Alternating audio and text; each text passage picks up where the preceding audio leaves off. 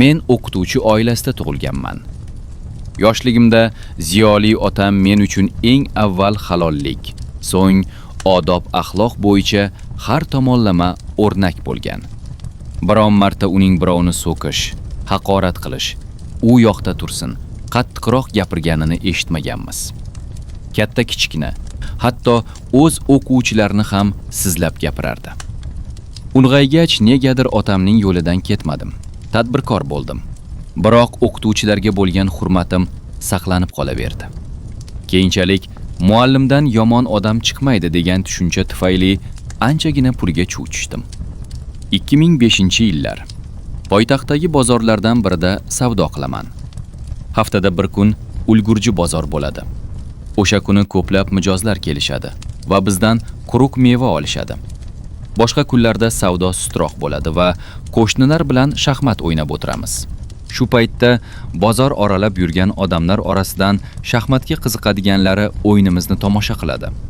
Ayrimlari bizga qarshi o'ynaydi. Ana shunday kunlardan birida shaxmat o'ynab turgan paytimizda oq ko'ylak, qora shim kiygan, bo'ynida bo'yin bog'i bor bir ziyoli namo odam ham o'yinimizni tomosha qila boshladi. Ertasi kuni o'sha odam yana keldi. U bilan tanishdik. Aytishicha, Samarqand viloyatida tug'ilgan ekan. Bizga qo'shni tuman nomini aytdi. O'qishni bitirib Toshkentda qolgan, uylanib, bola chaqa qilgan. Toshkentdagi institutlardan birida biologiyadan dars berar ekan. Shaxmat o'yini paytida turli mavzularda suhbatlar bo'lar. Shu jumladan kimning qancha savdo qilgani ham muhokama qilinardi. Domla, men u odamni shunday deb atay boshladim, indamay quloq solardi. Bora-bora domla oldimizga tez-tez keladigan bo'ldi. Yozgi ta'til payti edi. Bunga ajablanmadik. Biroq ta'til paytida nega har kuni oq ko'ylak va galstuk taqqan holda keladi, shunisiga tushunmasdik. Bu orada domla o'zimizning qadrdonlarday bo'lib ketdi. Kunlarning birida u meni mehmonga chaqirdi. Aytilgan vaqtda uyga bordim. Domla 4 qavatli uylardan birining birinchi qavatida 2 xonali uyda turar ekan. Domlaning uyiga kirib borar ekanman, uning nihoyatda kamtar yashashini ko'rib hayron qoldim. Uyda oshiqcha jihozning o'zi yo'q, borlari ham ancha urinib qolgandi. Domla nihoyatda halol odam shekilli. Institutda qishki va yozgi sessiya paytida yoki har yili 2-3 nafar bolani o'qishga kiritsa ham 3-4 so'm ishlab olardi. Sharoitiga qaraganda shu ishlarni qilmas ekan deb o'yladim va unga bo'lgan hurmatim oshdi. Oshni yeb bo'lgandan so'ng domla bilan biroz suhbatlashib o'tirdik. U mendan qishlog'im, mahallam nomigacha so'rab oldi. So'ng o'zi haqida gapirdi. Biroq tug'ilgan qishlog'i nomini aytmadi. Domlaning bir qizi va bir o'g'li bo'lib, ular maktabda o'qir ekan. Toshkentda yashash osonmas. Maoshni yetkazib bo'lmaydi. Shu uyni ham qarz havola qilib olganmiz. Ro'zg'orni ham amallab turibmiz, Xudoga shukr. Hali hammasi izga tushib ketadi, dedi domla. O'sha paytda men unikiga mehmon bo'lib kelganimga ham xijolat bo'ldim. Shundan keyin ham domla bozorga shaxmat o'yiniga kelib turdi. U shaxmatni yaxshi o'ynay olmas, tezda yutqazardi. Biroq xafa bo'lmasin deb unga navbat berardik. Bu orada men uyga qaytdim va bir necha kun yuk tayyorlash bilan mashg'ul bo'ldim. Shunday kunlardan birida hovlida ishlab turgandim. Ochiq turgan darvozadan domla kirib keldi. Hayron qoldim. "Uka, men ham qishloqqa kelgandim. Sizni bir ko'rib ketay dedim", deb u men tomonga quchog'ini ochib kelaverdi. Ikkalamiz 1000 yillik qadrdonlarday bir-birimizni bag'rimizga bosdik. Domla o'sha kuni biznikida qoldi. Ertasi kuni ertalab jo'nab ketdi. Domla bilan qo'ng'iroqlashib turdik. Oradan bir necha kun o'tib, men ham Toshkentga qaytdim. Poytaxtga qaytganimning ertasi kuni domla bozorga keldi. Meni chetroqqa tortdi va yig'lab yubordi. Uning ko'rinishi juda ayanchli edi. "Uka, boshimga og'ir musibat tushdi. Anu kuni o'g'limning mazasi bo'lmadi. Tekshirtirsam doktorlar oqqon bo'lgan deyishdi. Tezda pul topib davolatmasam bolamdan ayrilib qolaman. Iltimos, qarz berib turing.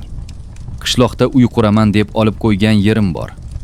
O'shani sotib pulingizni qaytaraman, dedi u. Bu xabarni eshitib g'alati bo'lib ketdim.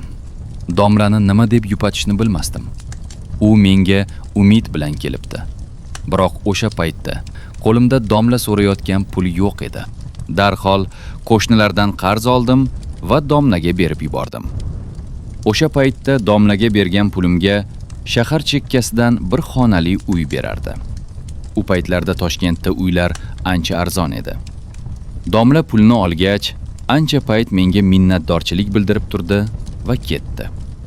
Shundan so'ng men o'z ishim bilan ovora bo'ldim. Bekor paytimizda shaxmat o'ynashda davom etdik. Endi domla kelmasdi. Bolasi bilan ovora bo'lib yurgandir bechora deb 1-2 marta qo'ng'iroq qildim. Biroq telefoniga tushib bo'lmadi. Oradan 2 hafta o'tib ketsa ham domladan boshqa darak bo'lmadi. Hanuz unga telefon qilib tushib bo'lmasdi. O'sha kunlarda aeroport tomonga ishim tushib qoldi. Avtobusda ketar ekanman, yelkasiga maktab sumkasini ilib olgan bola ko'zimga tanish ko'rindi. Bola menga yon tomondan ko'rinayotgandi. Domlaning o'g'liga juda o'xsharkan deb o'yladim.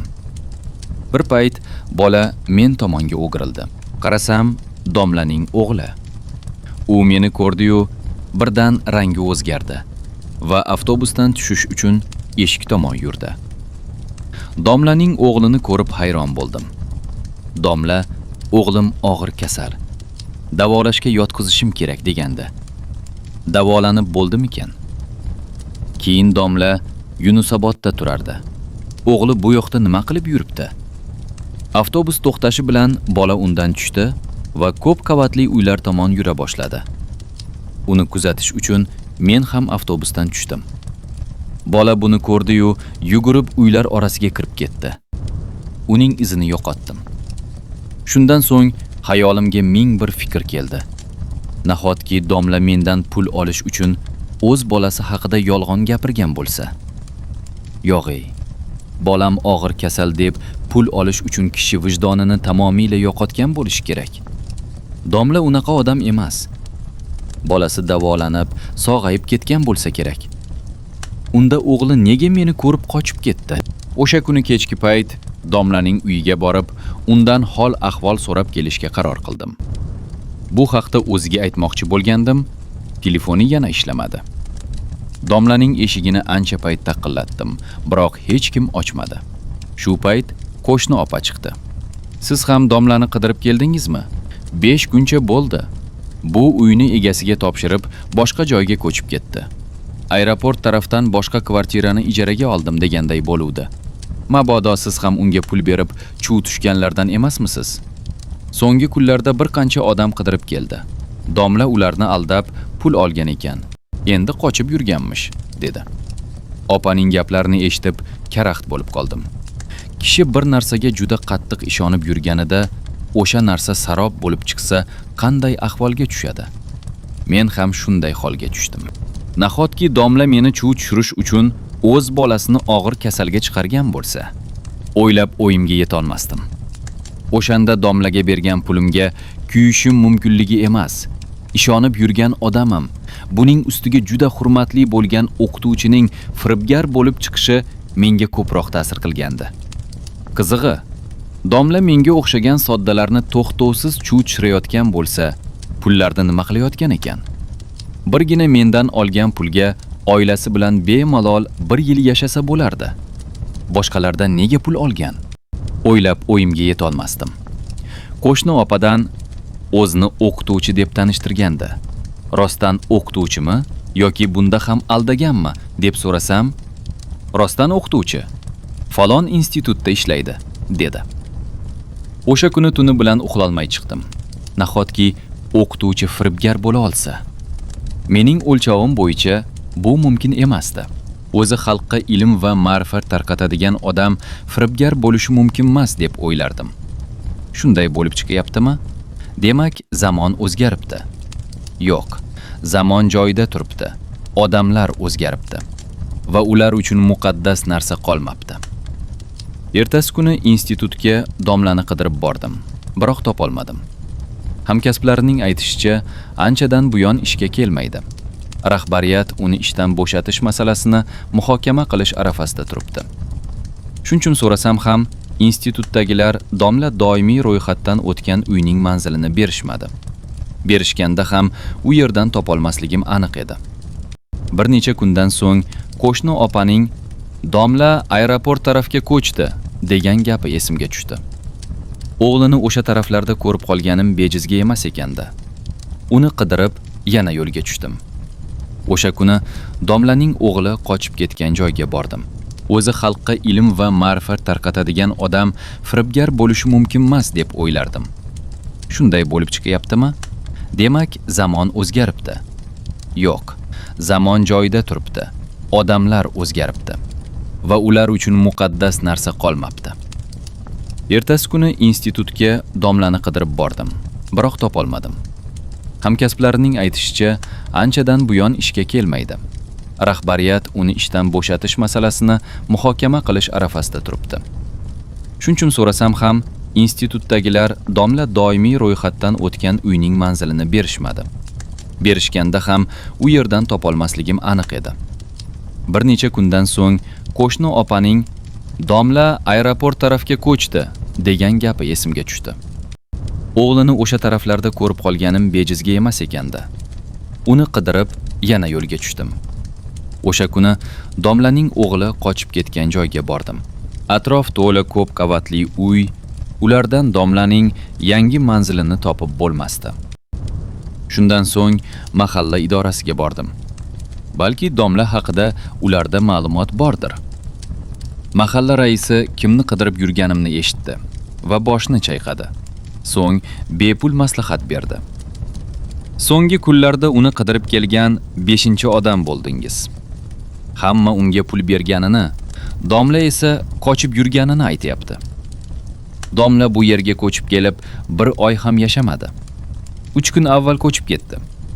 Qayerga ketganini esa bilmayman. Sizga maslahatim, ichki ishlar xodimlariga murojaat qiling.